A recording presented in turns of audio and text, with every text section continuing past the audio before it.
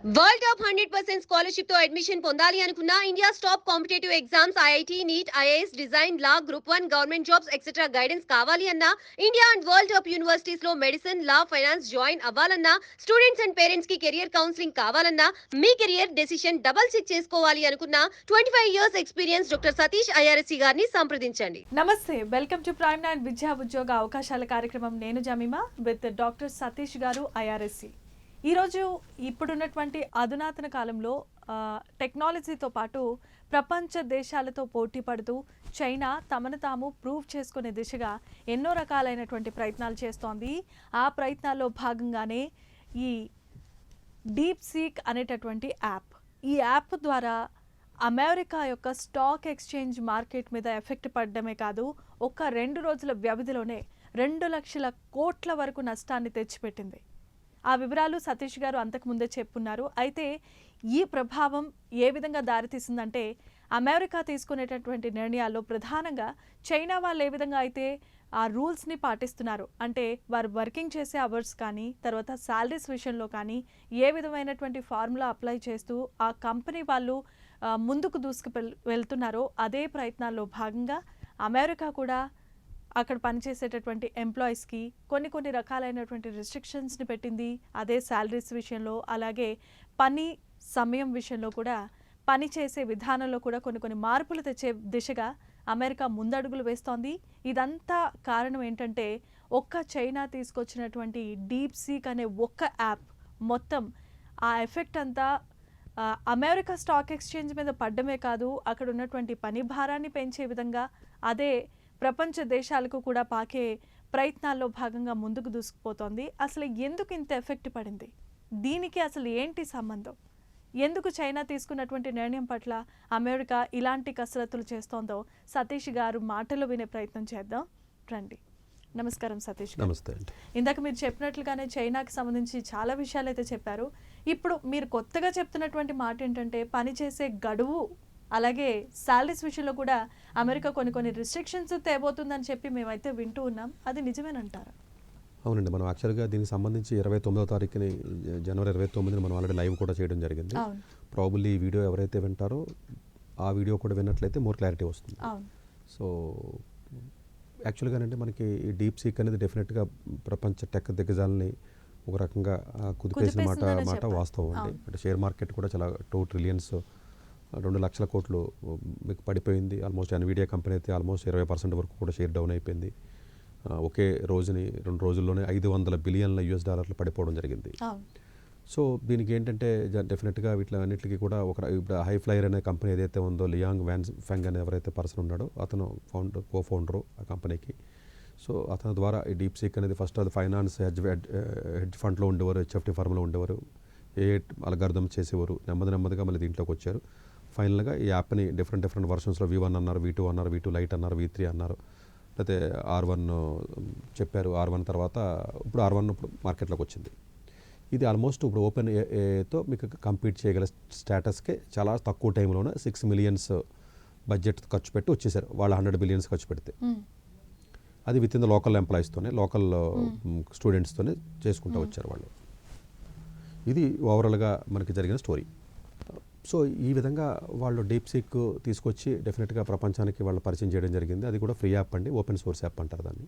So దాని వెనకాల ఉన్న బ్యాక్ డ్రాప్లో ఉన్నటువంటి కోడింగ్ లేదా డిజైన్ ఇవన్నీ కూడా చూసుకోవచ్చు, దాన్ని మాడిఫై కూడా చేసుకోవచ్చు, వ్యూ చేయొచ్చు, డాక్యుమెంట్స్ మనం డిజైన్ చేయొచ్చు, చూడొచ్చు, మాడిఫై చేయొచ్చు, అన్ని రకాల ఆప్షన్స్ ఉన్నాయి.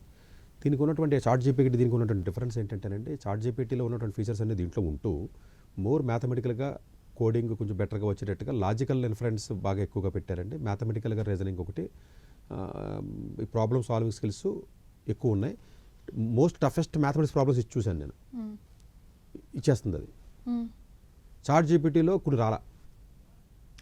IMO ఎగ్జామ్స్ ఉంటాయి, మ్యాథ్స్ ఒలింపియాడ్ ఎగ్జామ్స్లో పెద్ద ఉంటాయి, టఫ్ ఎగ్జామ్, కొన్ని సాల్వ్ లేని అలాంటివి ఇస్తే ఇది కొంచెం బెటర్గా ఇవ్వగలుగుతుంది. అంటే మీరు ఆల్రెడీ వాడుతున్నానండి, వాడుతున్నాను ఆల్రెడీ.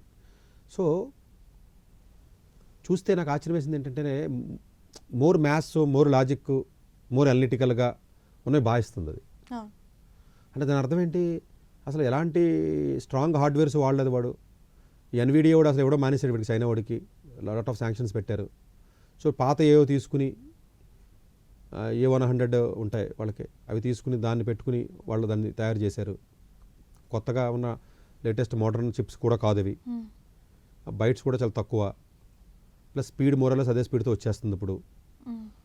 ఎట్లా చూసినా అది ఫ్రీగా ఉంది. అవును. ఇట్లా ఇది ఉన్నటువంటి పరిస్థితి. ChatGPT ఎంతైతే ఎఫిషియెంట్గా చేస్తుందో మోరాలెస్ అదే ఎఫిషియన్సీ వచ్చేసింది ఇప్పుడు. ఎఫిషియన్సీస్ ఏముంది, ఓకే. ఫ్యూచర్లో ఇంక ఇది పెరిగిపోవచ్చేమో కూడా తెలీదు. డీప్సీక్ అంతే కదండి, తెలియదు కదా. అందువల్ల ఏంటంటే ఈ కంపారిజన్ చేసినప్పుడు అంటే మేబీ కొన్ని ఇమేజెస్ క్రియేట్ చేయడం వాటిల్లోనూ కొంచెం ల్యాగింగ్ ఉంది డీప్సీక్ అనేది. ChatGPT కొంచెం ఇమేజెస్ కన్వర్షన్ వీడియోస్ వాటిలో కొంచెం బెటర్గా ఉంది. అంటే ఓవరాల్ ఇన్ఫర్మేషను ఇమేజెస్ క్రియేట్ చేయడం కానీ, కొంత అనాలిసిస్ చేయడం కానీ, లాజికల్ థింకింగ్ అదంతా ChatGPT బాగానే ఉంది. బట్ కొన్ని స్పెసిఫిక్ ఏరియాస్లో ఇది స్ట్రాంగ్గా ఉంది డీప్సీక్. ప్రాబబ్లీ దీన్ని నెక్స్ట్ డెవలప్ చేస్తానంటాడు నెక్స్ట్ వర్షన్కి. అంటే కొంచెం ఇమేజెస్, వీడియోస్, ఎడిటింగు అదే డిఫరెంట్గా. కోడింగ్లో ఇప్పుడు ఆల్రెడీ ఇప్పటికే బెటర్గా ఉంది, దాంతో సమానంగానే కంపీట్ చేయగల పరిస్థితికి వచ్చింది. సో అందువల్ల ఏంటంటే ఇది లోకల్గా ఉన్నటువంటి స్టూడెంట్స్ని హైర్ చేసుకుని అక్కడ ఉన్న కాలేజెస్లో ఎవరిని వేరే దేశాలతో పని లేకుండా చక్కగా చేసుకున్నాడు వాడు. వేరే వాళ్ళతో పని లేదు అసలు. H1 వేసాలో లేకపోతేనేమో వేరే ఉద్యోగాలు చేయవలసిన అవసరం లేదు, వేరే వాడిని ఇంపోర్ట్ చేయాల్సిన అవసరం లేదు, వాళ్ళకి ట్రైనింగ్ ఇవ్వక్కర్లేదు, వాళ్ళకి జీతాలు ఇవ్వక్కర్లేదు అంతా. దీంట్లో మనం అర్థం చేసుకోవాల్సిన పాయింట్ ఏంటంటే ఇప్పుడు కమింగ్ టు ద వీడియోలోకి వచ్చినట్లయితే, ఇంకా డీటెయిల్గా మనం పాత వీడియోలో చెప్పాం, అది వినొచ్చు వ్యూవర్స్ అందరూ కూడా. ఇప్పుడు వచ్చినట్లయితే వీడు ఇప్పుడు ఏం చెప్తున్నాడంటే యూఎస్ వాళ్ళు సేమ్ ప్రోడక్ట్ మనకు దొరుకుతున్నప్పుడు తక్కువ రేట్లో, ఇప్పుడు నేను ఇంతమంది స్టాఫ్ని పెట్టుకుని ఇంతంత జీతాలు ఇచ్చి ఈ ప్రోడక్ట్ని నేను ఈ రేటుకి ఇవ్వలేను, ఇంకో సమ్ ఎక్స్ అన్న కూడా తక్కువ రేటుకి ఇస్తున్నాడు అంటే మీరు పని దినాలను పెంచాలి, పని దినాలను పెంచాలి, జీతాలని తగ్గించాలి అన్న నినాదం అప్పుడే స్టార్ట్ అయిపోయింది. వర్కింగ్ అవర్స్ ఇంకా సాలరీస్ కూడా. ఇప్పుడు వాడు చెప్పేది ఏంటి, చైనాలో average 8 hours working day, 5 days working చైనాలో ఉండదంటే. చైనాలో వర్కింగ్ స్టైల్ ఎలా ఉంటుందంటే జనరల్గా చాలా హెవీ హెక్టిక్గా ఉంటుంది.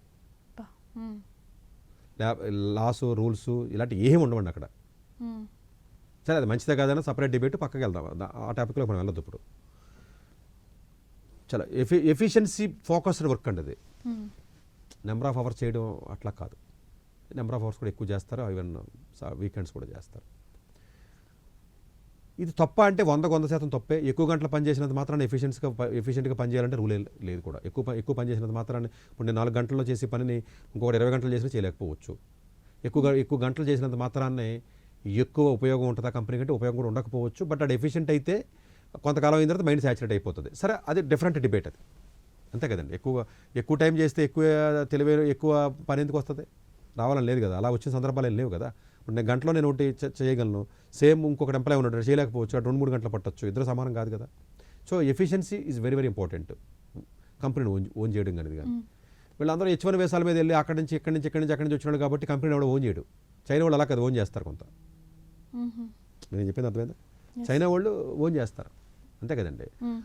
ఇప్పుడు అది ఏమవుతుందంటే వాళ్ళు ఏమంటారంటే, ఇప్పుడు మొన్న L&T సుబ్రహ్మణ్యం గారని కంపెనీ హెడ్ ఎవరైతే ఉన్నారో, అస్తమానం ఇంట్లో ఏం కూర్చుంటారో, మీ పెళ్ళాలు మీ దగ్గర కూర్చుంటే మీ పెళ్ళాలకు బోరు కొడుతుంది, మీరు పని చేయద్దురా, వారానికి 90 గంటలు పని చేయండి మీరు ఆఫీసులోనే చెప్పి పెడితే పెద్ద ఇష్యూ అయిందండి. అది తప్పు కదా, ఆయన ఎందుకు అలా అంటాడో, ఆయనకంటే పెళ్ళ మీద ఏమైనా ఇష్యూస్ ఏమైనా ఉన్నాయేమో, మరి ఆయన అయితే ఇంట్లో కూర్చుంటే ఇబ్బంది కాబట్టి ఆఫీస్కి వెళ్తున్నాడేమో, మా అందరికీ ఆ ఇబ్బంది లేదని చెప్పి రకరకాలుగా ఆయన ట్రోల్ చేశారు. అంతకుముందు ఈయన కూడా ఈవెన్ ఎలన్ మస్క్ కూడా ఏం చెప్పాడంటే, టెస్లా ఆయన ఎక్కువ వర్క్ అవర్స్ చేస్తే తప్ప మాకు కష్టం అవుతుంది అని చెప్పేసి ఆయన చెప్పాడు. అంతకుముందు నారాయణమూర్తి గారు ఇన్ఫోసిస్ ఆయన ఏం చెప్పాడు, 70 hours per week చేయాలని చెప్తున్నాడు. ఇప్పుడు 90 hours per week అంటే మాటలు కాదండి. 5 రోజులు పని చేసిన రోజుకి ఎన్ని గంటలు చేయాలి, చాలా గంటలు చేయాలి. సో అంటే ఈ వాదనని కొట్టిపారేస్తున్నారు, తప్పని చెప్తున్నారు, కానీ ఈ వాదన పెరుగుతుంది కాబట్టి ఇది సైలెంట్గా చాప కింద నీరులాగా ఈ వాదన వస్తుందన్న విషయాన్ని నేను చెప్తున్నా.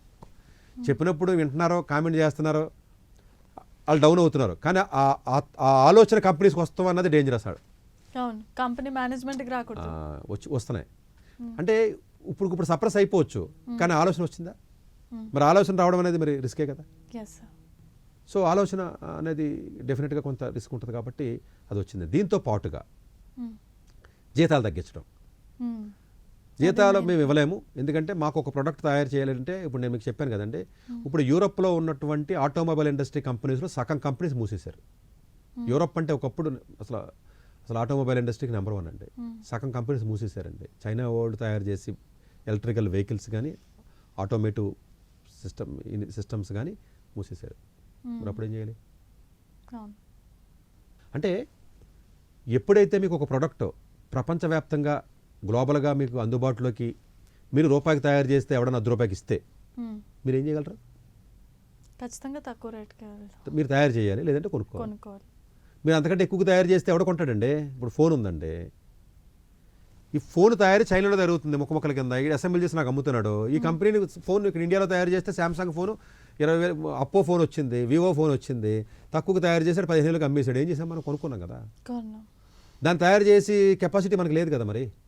అంతే సేమ్ వాళ్ళు చెప్పేది ఏంటంటే, ఒక కంపెనీ ఒక ప్రోడక్ట్ అని కాంపిటేటివ్ వరల్డ్లో ఉన్నాం మనం, తక్కువకు తయారు చేస్తున్నప్పుడు నేను ఎలా తక్కువకు తయారు చేస్తాను? 5 రోజులు వర్క్ చేయాలి, రోజుకి 8 గంటలే పని చేయాలని నాకున్న లేబర్ లాసు లేదా గవర్నమెంట్లో రూల్స్ అని నేను ఇంప్లిమెంట్ చేసి గంటకి ఎక్స్ట్రా గంట పని చేస్తే $20 ఇవ్వాలని నేను రూల్ పెడితే, నేను ఆ ప్రోడక్ట్ని ఆ డబ్బులకు తయారు చేయలేను కాబట్టి నాకు ఉపయోగం లేదు, నేను కంపెనీ మూసేసుకోవాలని అడుగుతున్నాడు. ఆ లాజిక్ అది. అది కరెక్టా అంటే కరెక్టా అని ప్రూవ్ చేస్తుంది కదా చైనా. ఇప్పటికీ ప్రపంచవ్యాప్తంగా అన్ని దేశాలకు 25% ఇంపోర్ట్స్ అంటే భారతదేశం దిగుమతి చేసుకునే వస్తువుల్లో 25% చైనా నుంచి ఉన్నాయి. ఇప్పటికీ చైనా తిడతారు మోడీ గారు, అదంతా ఓన్లీ పొలిటికల్ డ్రామా, జనాలకు అంత బ్రెయిన్ ఉండదు కాబట్టి ఎమోషనల్గా మాట్లాడుకోవడానికి లేదా వాటికి పనికొస్తుంది. బట్ రియల్గా ప్రతి ఇయర్ కూడా మనం ఇంపోర్ట్ చేసిన వస్తువుల యొక్క శాతం పెరుగుతూ ఉంటుంది. అంత నాలెడ్జ్ ఉండదండి జనాలకి, అంత బ్రెయిన్ ఉండదు జనాలకి. ఇప్పుడు యూరప్ 27, అమెరికా ఇప్పటికీ 25% ఉంది, గల్ఫ్ ఉంది.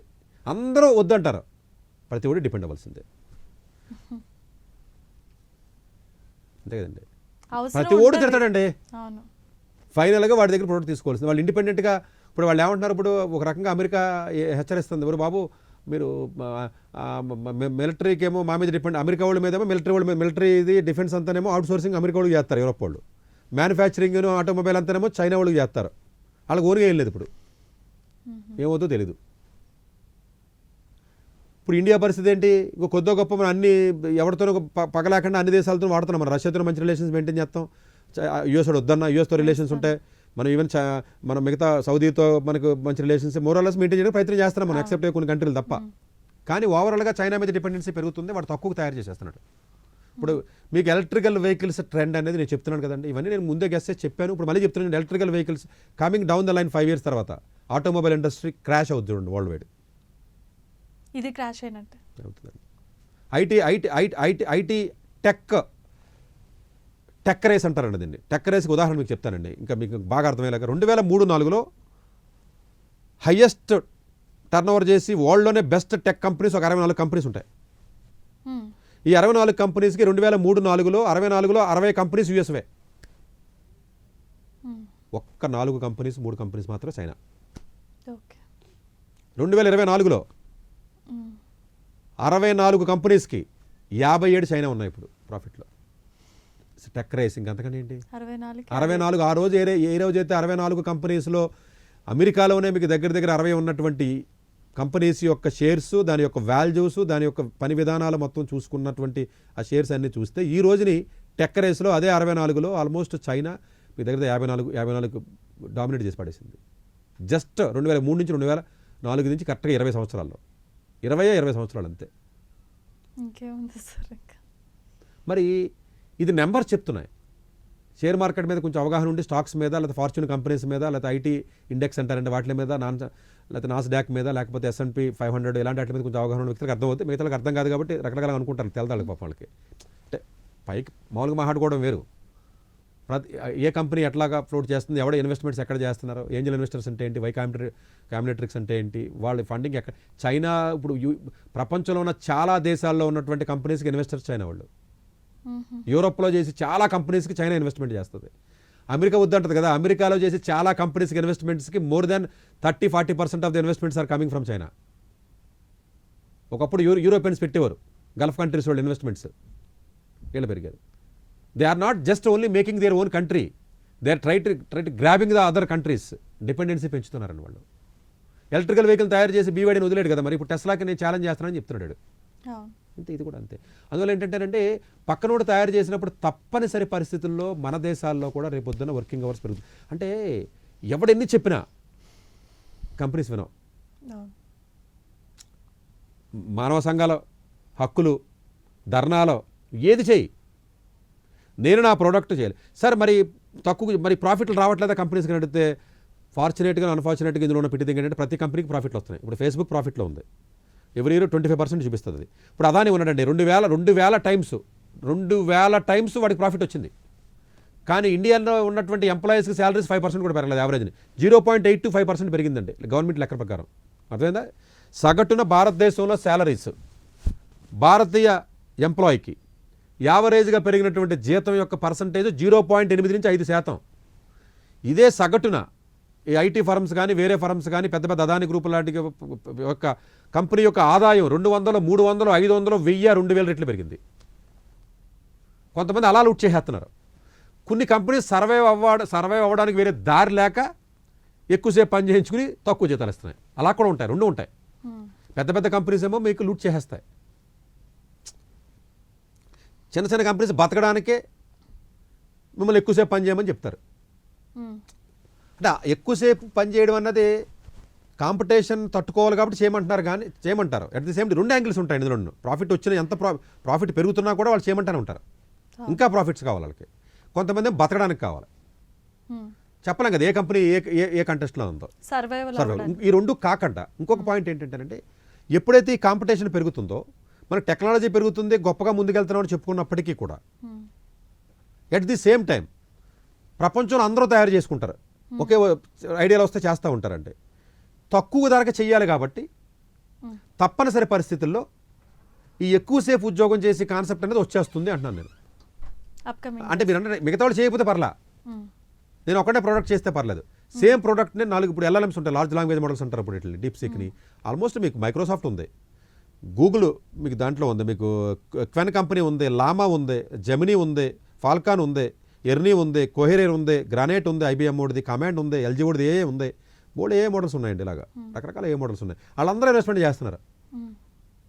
మరి కాంపిటీషన్ కదా ఒకటొకటి, అంతే కదండి, ఒకటొకటి కాంపిటీషన్ కదా. మరి ఆడి ఇన్వెస్ట్మెంట్ రావాలి కాబట్టి ఆడు ఎక్కువ పని చేయాలి కాబట్టి ఎంప్లాయీస్ని ఇబ్బంది పెడతాడు. 10 గంటలు పెంచమంటాడు, జీతం తగ్గిస్తానంటాడు. సో ఇది ఏ రకంగానూ మంచిది కాదు. నేను చెప్తున్నాను, మంచిదని నేను అనట్లేదండి. కానీ తప్పనిసరి పరిస్థితుల్లో ఇలా చేస్తారో దీన్ని ఆపలేరు. Government rules and regulations frame చేసి దీన్ని ఆపి అంత కెపాసిటీ లేదు గవర్నమెంట్కి. ప్రైవేట్ ఎంటిటీ మా ఇష్టం అని చెప్తా. అంటే అఫీషియల్గా మీకు 8 గంటలు అంటారండి, మీరు వెళ్ళదు గొడవ చేశారనుకోండి మీ జాబ్ తీసేస్తారు అంతే. రూల్ ఉందండి ఇండియాలో, 8 గంటల కంటే ఎక్కువ పని చేయకూడదు, 8 గంటల కంటే ఎక్కువ పని చేయమన్నారు. నువ్వు క్వశ్చన్ చేసావు అనుకో, నెక్స్ట్ డే కనపడవు, తీసేస్తారు. ఇంకా గొడవ ఇంకా ఈ అమాయక జనాలు గొడవ చేయాలని చెప్తారు. గొడవ చేస్తే ఎవడు పట్టించుకుంటాడు? గొడవ చేస్తే మీరే గొడవ చేశారండి, ఎవడు పట్టించుకుంటాడు మిమ్మల్ని? నెక్స్ట్ మినిట్ మీరు ఉండరు ఈ కంపెనీలో. మరి ఇంకా రూల్స్ ఏంటి? ప్రైవేట్ కంపెనీస్కి రూల్సే ఉండవు.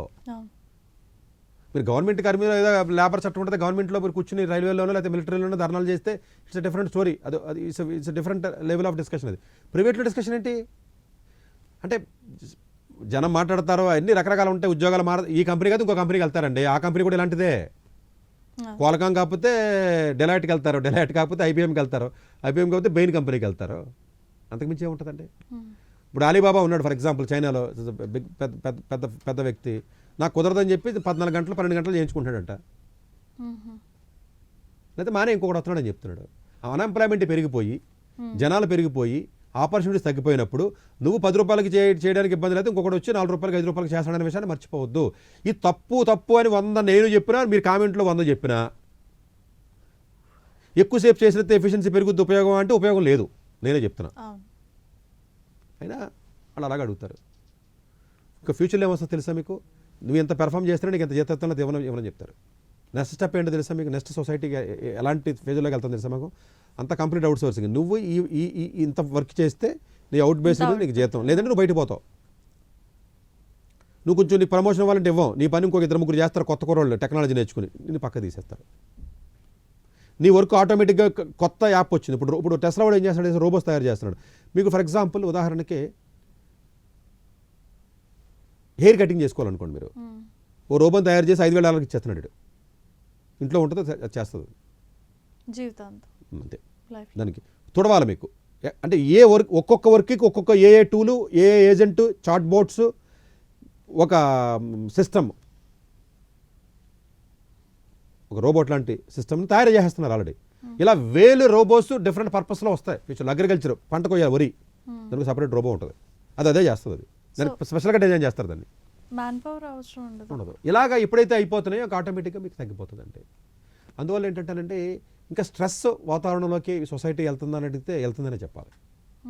దీని సొల్యూషన్ ఏముంటుంది, ఏముంటుంది అంతే. ఎందుకంటే కంపెనీస్ కాంపిటేటివ్ వరల్డ్, ఇప్పుడు అదానిని ఎవడో ఏం చేస్తాం, వాడు గట్టిగా 10 సంవత్సరాల క్రితం ఏమీ లేదండి, ఈ రోజు 2000 టైమ్స్ వాడు బిజినెస్ టర్న్ ఓవర్ పెరిగింది. ఎక్కడైనా 2000% 2000 టైమ్స్ పెరుగుద్దా? పెరిగింది ప్రాఫిట్స్. మరి ఎలా వచ్చినాయి అంటే మరి తెలియదు అంతే. మరి ఏం మేనేజ్ చేశాడు, ఏం చేశాడు అనేది మరి రకరకాలు చేస్తారు వాళ్ళు అంతే. మరి వాడికి ప్రాఫిట్ వచ్చినాయి, బట్ అందులో ఉన్న ఎంప్లాయీస్కి చేస్తారు 5% కూడా పెరగవు. లూటింగ్ ఉంటుందండి, ఎక్స్ప్లోషన్ ఉంటుంది. కొన్ని కంపెనీస్ ఉంటాయి, వాళ్ళు సర్వైవల్కి వాళ్ళు తప్పదు, వాళ్ళ జీతాలు తగ్గిస్తూ ఉంటారు. రకరకాల ఆస్పెక్ట్స్లో మొత్తం మీద ఏదో రకమైన కాంపిటీషన్ వాళ్ళు ఏదైతే ఉంటుందో ఇది తప్పదండి. సో అందు గురించి ఇప్పుడు ఉన్నటువంటి యూత్ అందరికీ నేనేం చెప్తా ఉంటానంటే, 40 ఏళ్ళ దాకా ఉద్యోగం చేసిన తర్వాత ఇంకా ఎలాగే చేయలేరు. ఇప్పుడున్న టెన్షన్కి, ఇప్పుడున్న ప్రజలకి, ఇప్పుడున్న ఉద్యోగాలకి. తర్వాత నేను మంచిగా చదువుకుని కొంచెం మంచి జీతాలు తీసుకుని 10-15 ఉద్యోగాలు చేసుకుని డబ్బులు దాచుకుని తర్వాత వేరే పనులు ఏదో పొలం పనులు ఇంకో పని చేసుకుంటే ఒక్కొక్కడు 10 ఎకరాలు కొనుక్కోండి. ఎందుకంటే ఎంత జనాభా పెరిగినా ఎంత జరిగినా ముందు ఫుడ్ అయితే కావాలి. సో ఆ ఫుడ్కి డిమాండ్ ఉంటుంది కాబట్టి మంచి ఆర్గానిక్ ఫుడ్ ఏదో వంటలో మీరే తయారు చేసుకుని పంటలు పండించుకుంటే దానికైతే డిమాండ్ ఉంటుంది. అట్లీస్ట్ నీ తిండి నువ్వు తినొచ్చురా బాబు. అందు గురించి ప్రతి ఒక్కడికి అదే చెప్తూ ఉంటాను నేను. మీరు ఏమీ లేదు, సింపుల్గా 10 ఎకరాలు కొనుక్కోవాలి, 40 ఏళ్ళ తర్వాత రిటైర్ అవ్వాలి. రిటైర్ అయిన తర్వాత కూర్చొని పని చేసుకుని మీరు బండి నడిపించుకోవడమే, ఏదో పిల్లల్ని చదివించుకుంటాను. సో ఈ కాన్సెప్ట్ యూత్లో చాలామందికి వస్తుంది. మేబీ ప్రెజర్, ఎందుకంటే ఈ వర్కింగ్ ప్రెజర్లో జనరల్గా మీకు 60 years చేసే పరిస్థితి అయితే ఉండదండి. పని దినాలు ఇప్పుడు 5 days వర్కింగ్ పోతుందంటే మీకు ఐటీ ఇండస్ట్రీలో 5 days వర్కింగ్ చాలా తొందరలోనే పోతుంది. చూడండి నేను చెప్తున్నా, ఇప్పటికే చాలా కంట్రీస్లో తీసేశారు. ఇప్పుడు కూడా అఫీషియల్గా 5 days అని చెప్తున్నారు తప్ప 2 ఏళ్ళు హాలిడేస్ అంటున్నారు తప్ప సాటర్డే సండే కూడా పని చేయించుకుంటారో చాలా మందికి తెలియదు. ఐటీ ఇండస్ట్రీలో కూడా చేయించుకుంటారు. ఇప్పుడు మీకు అమ్మాయి చనిపోలేదు ఈ వైలో, మనం ఆల్రెడీ వీడియో కూడా చేసాం. సో ఇది కొంచెం ప్రెజర్ ఉంటుందండి. అంటే ఎఫిషియన్సీ కూడా చాలా ఇంపార్టెంట్ అండి. అలా అని చెప్పేసి సార్ నేను 10 గంటలు చేస్తాను, 10 గంటలు చేయొచ్చు అంటారండి. కొంతమంది 10 గంటలు చేసి పని 5 గంటలు చేయగల ఎఫిషియన్సీ ఉంటారండి, వాళ్ళకి ఏం ఇబ్బంది ఉండదు. అంటే ఎఫిషియన్సీ కూడా చాలా ఇంపార్టెంట్. గురించి కొంచెం బెటర్ స్కిల్స్ ఉండి మంచి కాలేజీలో చదివి కొంచెం బాగా హార్డ్ వర్కింగ్ నేచర్ కానీ మీరు చక్కగా అలవాటు పడినట్లయితే ప్రాబబ్లీ మీకు ఎఫిషియన్సీ ఎక్కువ ఉంటుంది కాబట్టి మీరు తక్కువ టైంలో ఎక్కువ పని చేయగలరు, కాబట్టి మీకు ఎక్కువ శాలరీ తీసుకోగలరు, తక్కువ టైంలో మీరు వర్క్ చేయదు. అంటే టాస్క్ బేస్డ్ శాలరీ సిస్టమ్ వస్తుంది ఫ్యూచర్లో. అంటే మీరు ఈ వర్క్ చేస్తే మీకు ఎంత డబ్బులు, మీరు చేసిన వర్క్ అవుట్పుట్ బట్టి మీకు. సో అది ఎవరికైతే స్కిల్ సెట్ ఎక్కువ ఉంటుందో వాళ్ళు చేయగలరు. ఎక్కడో చదివి ఏదో పెద్ద స్కిల్ లేకుండా వచ్చి సార్ నేను 14 గంటల చేయించుకున్నారని దెబ్బలన్నా కూడా ఎవడో పట్టించుకోడండి. ఏమో నువ్వు చేసిన 14 గంటల పని ఎవడో 4 గంటలు చేస్తాడు, ఎన్ని తీసాడు నేర్చుకుంటాడు. ఒక్కొక్కటి మీరు అనుకుంటున్నారండి వీళ్ళందరూ అంత ఎఫిషియెంట్గా చేసే వాళ్ళు అందరూ ఉంటారు కదండి, అందరూ ఒకే రకంగా ఉంటారు కదా. సో అందువల్ల ఏంటంటే ఎఫిషియన్సీకి కూడా వాల్యూ పెరుగుతుంది ఫ్యూచర్లో. చూడండి, it's not about only time. So probably ఎఫిషియెంట్గా ఉన్నటువంటి వ్యక్తులు 6-7 గంటల కంటే ఎక్కువ చేయక్కర్లేదేమో కూడా. ఎఫిషియన్సీ లేనోడు తప్పదండి, ఏం చేస్తాడు అదే పని చేయాలి కదా, 14 గంటలు 13 గంటలు చేయాలి కదా.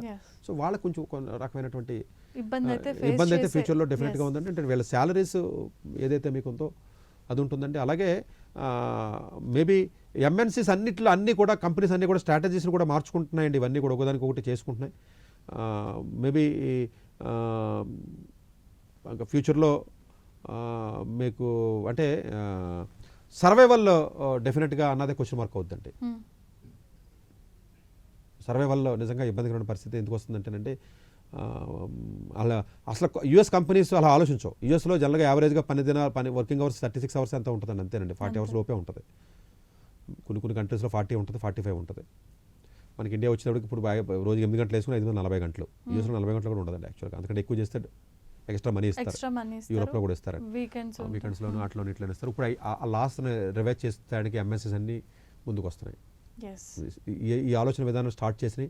దీనికి ఆద్యం పెద్ద పెద్ద కంపెనీలో ఉన్నటువంటి సీఈఓస్. ఇప్పుడు ఎలాంటి కంపెనీ అతను చెప్పాడు, ఇన్ఫోసిస్ అని చెప్పాడు, లేదా ఇంకోటి చెప్పాడు. సరే మనం కొట్టిపాడేస్తాం, వాదిస్తాం, కరెక్ట్ కాదని. ఈ వాదనలు ఎప్పుడైతే కంపెనీ నుంచి పెరుగుతున్నాయో ఇంకో 4 నెలలకి ఏమవుతాయి, ఇంకో 1 yearకి ఇలాంటి ఇంకో 10 మంది కామెంట్ చేస్తారు, రూల్ అయిపోతుంది. మీరు అందరూ అదే చెప్పారు, ఇంక మీరు చేసేదే ఉంటుంది. సో అందువల్ల ఏంటంటేనంటే దీనికి మానసికంగా కూడా సిద్ధం అవ్వాలి, కష్టపడి మనస్తత్వం ఉండాలి. మీరు సర్వైవ్ అవ్వాలంటే వేరే ఆప్షన్ లేదండి. ఏ జాబ్కి వెళ్ళినా నా ఉద్దేశం ఐటీ జాబ్ అనే కాదండి, ఏ జాబ్కి వెళ్ళండి మీరు. సో ఇలాంటి వర్కింగ్ ప్రెజర్ పెరుగుతుంది. మరి నిజంగా శాలరీస్ తగ్గడం అనేది బాధాకరమైన విషయం. నేను చదువుకునే రోజుల్లో 20 ఏళ్ల క్రితం ఒక ఐటీ ఫర్మ్లో స్టార్టింగ్ జీతం 3 లక్షలు ఉండేదండి సంవత్సరానికి. అంటే టీసీఎస్ కానీ లేకపోతే ఇన్ఫోసిస్ కానీ. ఇప్పుడు కూడా 3 లక్షలు స్టార్టింగ్ జీతం. మరి అప్పటికిప్పుడు తేడా లేదా?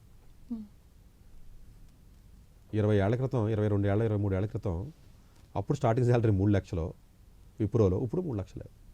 అంటే హైయెస్ట్ శాలరీస్ పెరిగినాయి. 2 కోట్లు ఉంటాయి కానీ బేసిక్ సాలరీస్ చూసారు పెరగలేదు స్టార్టింగ్ సాలరీస్. స్టార్టింగ్ క్యాంపస్ మరి సెలక్షన్ ఎలా మరి అప్పుడు 3 లక్షలు అంటే ఎక్కువ హ్యాపీగా బతికారు. ఇప్పుడు ఎట్లా బతుకుతారండి? అమెరికాలో చూడండి, సో $80,000 $90,000 మినిమం ఉండేయండి, ఇప్పుడు 60,000 పడిపోయినాయి. అమెరికాలో ఇప్పుడు మినిమం తగ్గించేసారండి, 60,000 అయిపోయినాయి. చాలామంది తెలియక ఏదో అమెరికా వెళ్తే బాగుపడిపోతాం చదివేస్తాం, ఏదో చిన్న చరక కాలేజీకి వెళ్తా ఉంటారు కదా, $60,000 అండి అమెరికాలో. చాలా మందికి తెలియదండి, కనీసం అవగాహన ఉండదు. ఒకప్పుడు 80,000 మినిమం ఉండేది, 90,000. ఇప్పుడు అమెరికాలో కొత్తగా ఏం చెప్తున్నారంటే వేసాస్లో కూడా వేసాస్ ఇవ్వాలన్నా లేకపోతే ఇంకోటి ఇవ్వాలన్నా కూడా శాలరీస్ ఎక్కువ ఉన్న వాళ్ళకి ఇస్తాం, మిగతా చెత్త మాకెందుకు, మీరు వెళ్ళిపోండి మీ కంట్రీకి అంటున్నారు. అదొకటి వాదన నడుస్తుంది ఇప్పుడు. అంటే మినిమం శాలరీస్ ఉంటేనే మీకు వీసా ఎలిజిబిలిటీ ఇస్తామని చెప్తున్నారు వాళ్ళు.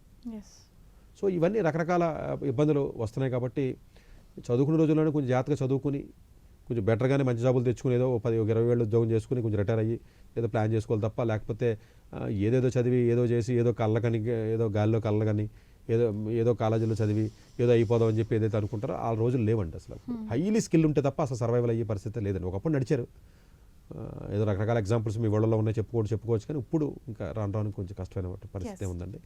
సో దీనికి సొల్యూషన్ ఉందా అంటే ఏముంటుందంటే మనుషుల్లో కంపెనీస్లో మార్పు రాదు, వాళ్ళకి ప్రాఫిట్సే కావాలి, లేకపోతే వాళ్ళు సర్వైవ్ అవ్వాలి.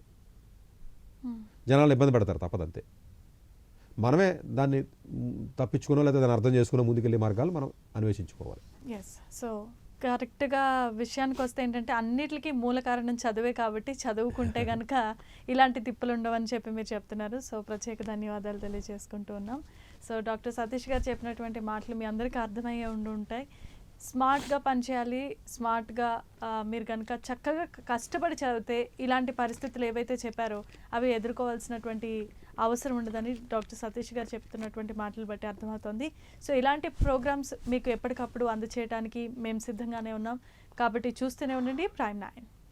డాక్టర్ ఏ సతీష్ గారు ఏపీ తెలంగాణ విద్యార్థులకు సుపరిచితమైన పేరు. సతీష్ గారు 2001 యూపీఎస్సీ పరీక్షల్లో ఉత్తీర్ణులై ఇండియన్ రైల్వే విభాగంలో ఉద్యోగం సాధించారు. సతీష్ గారు చదివిన చదువులు engineering, MTech, MBA, executive MBA, MSc, MBA HR, MA psychology లాంటి పోస్ట్ గ్రాడ్యుయేషన్ డిగ్రీలతో పాటు డాక్టరేట్ కూడా చదవడం జరిగింది. డాక్టర్ సతీష్ గారు నిరంతర విద్యార్థి. అలాగే సతీష్ గారు పలు ప్రతిష్టాత్మక కాంపిటేటివ్ పరీక్షల్లో యూపీఎస్సీ నిర్వహించే సివిల్ సర్వీసెస్ పరీక్షల్లో 159వ ర్యాంక్, అలాగే ఇంజనీరింగ్ సర్వీస్లో 24వ ర్యాంక్, గేట్ ఎగ్జామ్లో 4వ ర్యాంక్, క్యాట్ ఎగ్జామ్లో 99.8%, జీమాట్ ఎగ్జామ్లో 760 స్కోర్, ఇలా పలు కాంపిటేటివ్ ఎగ్జామ్స్లో మొదటి ప్రయత్నంలోనే ఎన్నో ర్యాంకులు సాధించారు.